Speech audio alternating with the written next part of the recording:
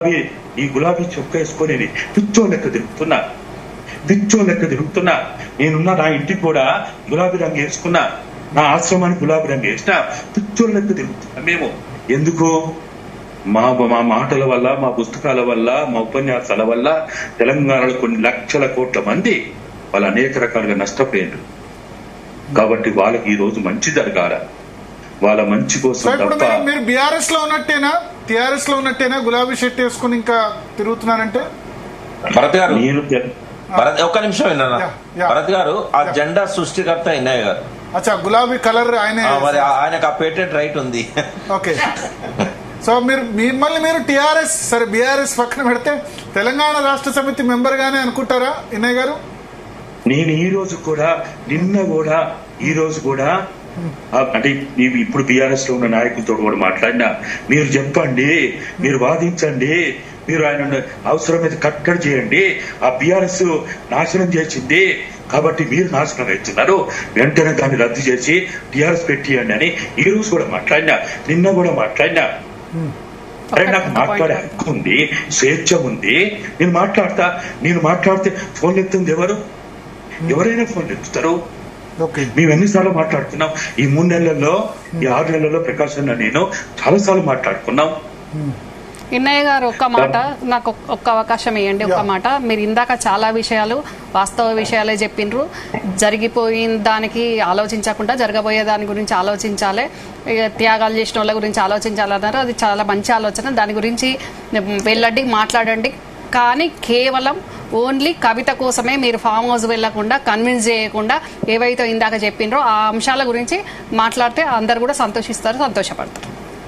రమ్య గారు, మేము అనుకున్నప్పుడు కూడా కవితమ్మనో, కేటీఆర్, హరీష్, అది మాకు తెలుసమ్మా. కవితమ్మ, హరీష్ పంచాయతీ ఇప్పటిది కాదు, నాకు తెలుసు. 1985 నుంచి పంచాయతీ అలాది. ఇలా కొత్త పంచాయతా నాకు తెలియదమ్మా. తెలుసండి, మీకు తెలియదు. నేను ఎందుకంటే ఉద్యమంలో మీ పాత్ర నేను కూడా ఉండి చూసినా కదండి, మీ కాంట్రిబ్యూషన్ నేను కూడా ఉండి చూసినా కదా. 1999 2000 లో ఏం జరిగింది మీకు తెలియదా? మీకు తెలుసు కదా. ఇవాళ బయటికి మాట్లాడుతూ మనం ఆ కుటుంబాన్ని కించపరచొద్దు, అవమానపరచొద్దు, హేళన చేయొద్దు, అది వేరే విషయాలు. కవితకును, హరీష్ కో, కవితకును, ఇతరులకు ఉన్న పంచాయతీ, లేకపోతే కేటీఆర్ కి ఇతర పంచాయతీ వేరు. నేను ఈ రోజు కూడా మీడియాలో మాట్లాడింది ఒకటే, శోభదిన ఈ విషయంలో ఎంటర్ అయితే సమస్య పరిష్కారం అవుతుంది. శోభదిన నోరు తెరవాలి, శోభదిన మాట్లాడాలి. ఎందుకంటే మేము ఆ ఇంట్లో మేము తిన్నోళ్ళమమ్మా, ఆ ఇంట్లో ఉన్నోళ్ళం. ఆ శోభదిన పెట్టింది వాళ్ళ బెడ్రూమ్ ఎదురు నాకు రూమ్ ఉంటే, ఆ ఇంట్లో నాకు రూమ్ ఉంటే. నాకు అన్ని తెలుసు అండి. కాబట్టి ఇవాళ మనము ఏది ఏమైనా తెలంగాణ రాష్ట్ర సాధనలో శేఖరన్న పాత్ర మనం తక్కువ చేయకూడదు. మనకు విమర్శలుంటే చేద్దాం, ఆయన తప్పులను విమర్శిద్దాం, ఆయన ఇతర అన్ని విషయాలు మాట్లాడదాం. నాకు తెలియదమ్మా ఎంత కోపం, బాధ ఉందో, శేఖరన్న మీద ఎంత బాధ, కోపం ఉందో నాలో లేదా? అయినా శేఖరన్న మీద ఉన్న బాధని తెలంగాణ మీద మనం పగ తీర్చుకోవద్దు.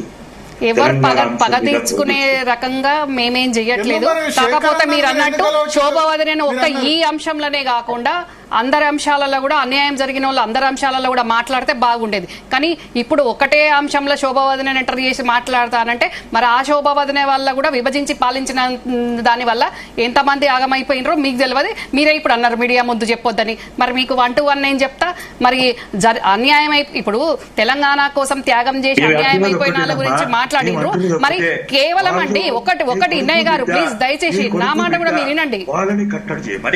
వాళ్ళని కట్టడి చేయమనడానికి కానీ అంతకు తప్ప మొత్తం నాకు తెలుసు. మీ మొత్తం 9 మంది మీ కుటుంబ సభ్యుల్లో మీ పెద్ద కుటుంబం, మీ మేనత్త, లేకపోతే మీ కుటుంబ సభ్యులందరి గురించి కూడా మీ బాధలు, మీ కష్టాలు, మీ పెద్దమ్మ, మీ మేనత్తలు కావచ్చు, ఎన్నోసార్లు నేను మాట్లాడినా, 2001 ముందు మాట్లాడినా, 1 తర్వాత మాట్లాడినా, చాలా సందర్భాల్లో మాట్లాడి. నేను ఏమంటున్నా అంటే, ఇప్పుడు శోభదిన పేరు ఎందుకు చెప్పినామంటే వాళ్ళు స్వయంగా శోభదిన పెంపకంలో పెరిగిన వాళ్ళు కాబట్టి వాళ్ళిద్దరిని నువ్వు కట్టడి చెయ్యి.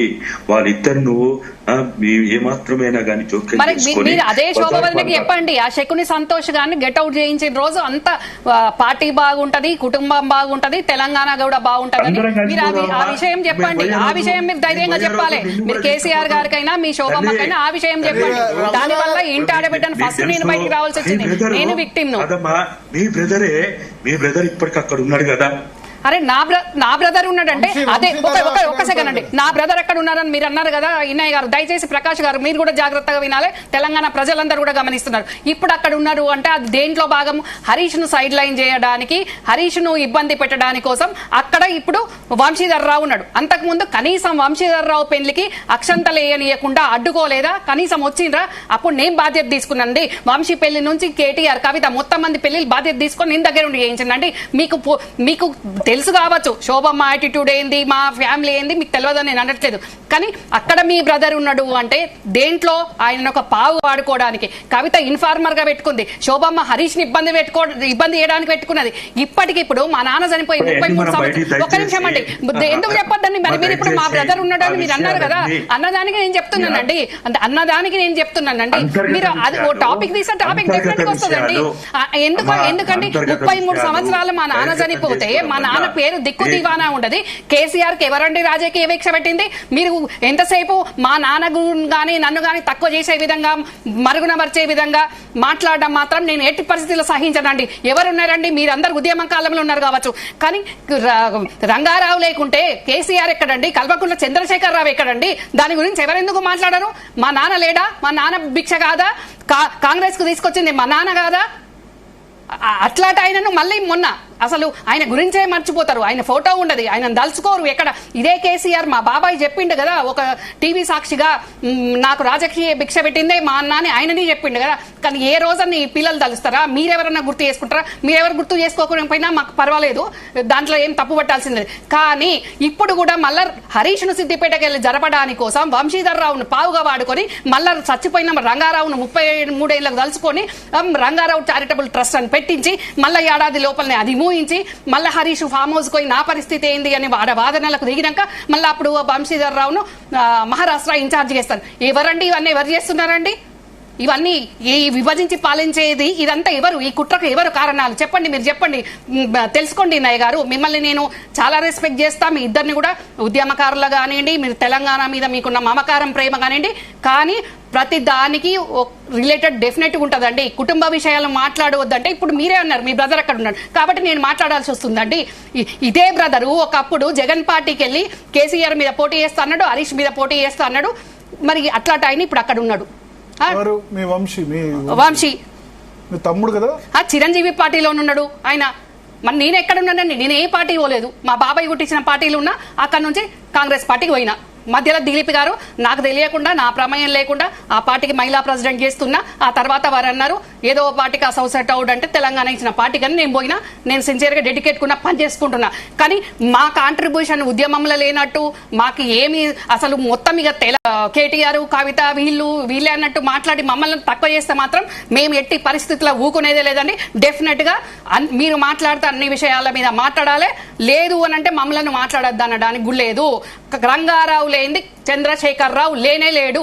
అది మీరు కావాలంటే ఎక్కడైనా తెలుసుకోండి. ఇప్పటి వాళ్ళకు, ఈ యూత్ వాళ్ళకు తెలియదు కావచ్చు, కానీ అందరికీ కూడా తెలుసు మా నాన్న త్యాగం ఏందని, మేం చేసిన త్యాగం ఏందని. రేగులపాటి పాపారావు ఎవరండి? మా హస్బెండ్ బాబాయ్. ఫస్ట్ కాంగ్రెస్ నుంచి టీఆర్ఎస్ కు తెచ్చిన సిట్టింగ్ ఎమ్మెల్యే ఇన్నయ్య గారు. మీకు తెలియదా ఆ విషయం? మసూదన్ రావు ఏ రకంగా పార్టీ నడిపిండో మీకు తెలియదా? మా సొంత ఖర్చులతోటి మేము పార్టీ నడపలేదా? కరీంనగర్ లో పార్టీ జెండా గద్దలు గుల్చినోని మొన్న మేయర్ చేసిండు. ఆ మేయర్ తన్ని మొన్న బీజేపీకి పోయిండు. మరి మేము ఏ రోజన్నా ఆశించినామండి? ఎమ్మెల్యే టికెట్ అడిగినామా? ఎంపీ టికెట్ అడిగినామా? ఏమన్నా అడిగినామా?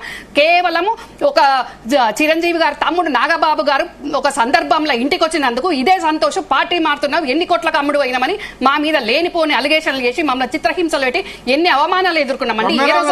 ఏ రోజన్నా చెప్పినామా? ఇన్నయ్య గారు చెప్పండి, ఏ రోజన్నా మరి మీరు రమ్యానికి జరిగిన అన్యాయం ఏందని ప్రకాష్ గారు కానీ మీరు కానీ ఫోన్ చేసిండ్రా? మమ్మల్ని పట్టించుకున్నారా? మా బాధ ఏందని అర్థం చేసుకున్నారా? ఇదే సంతోష్ నా కొడుకును ఏళ్ళు చిట్లిపోయేటట్టు, భుజాలు వలిగిపోయేటట్టు ఇదే రాధాకిషన్ రావు తోటి కొట్టించిన రోజు, నేను మాట్లాడిన రోజు ఎందుకు పిల్లో నెంబడి ఎందుకు పడుతున్నామని ఏ ఒకరన్నా మాట్లాడినరా అండి?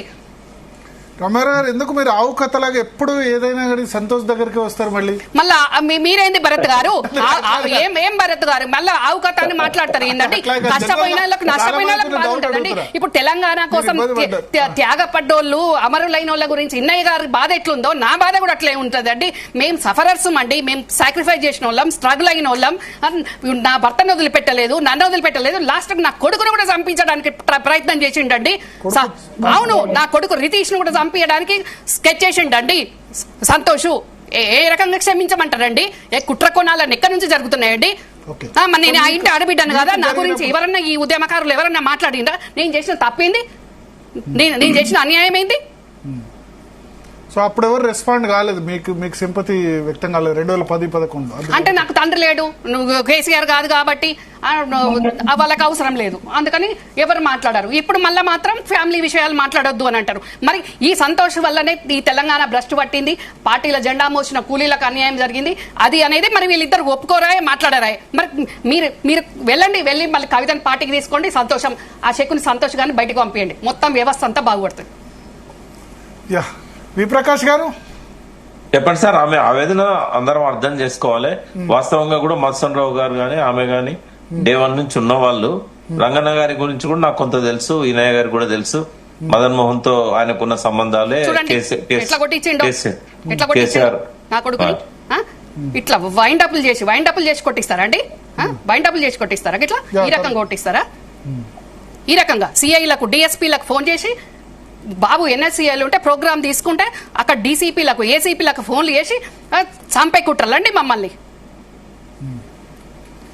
ఇన్నయ్య గారు, రమ్యారావు గారు ఆవేదన అయిందండి. ఇవి సాక్ష్యాలు కనబడుతుంటే ఆవేదన అనకండి భరత్ గారు, సాక్ష్యాలు. నాకు వాళ్ళ కుటుంబ విషయం ఇప్పుడు కాదు. నేను 1980-81లో ఆ రోజు పీపుల్స్ వార్ పార్టీ నన్ను ఆర్గనైజర్ గా ఆ ప్రాంతానికి పంపితే సిద్దిపేట, ఈ చింతమడక నేను కొత్త చూసింది కాదు. 80-81లోనే నేను ఖాళీ నడకని చింతమడకకు పోయినా. వీళ్ళ కుటుంబం తెలుసు, వీళ్ళ గడి తెలుసు, వీళ్ళ కుటుంబ విషయాలన్నీ తెలుసు.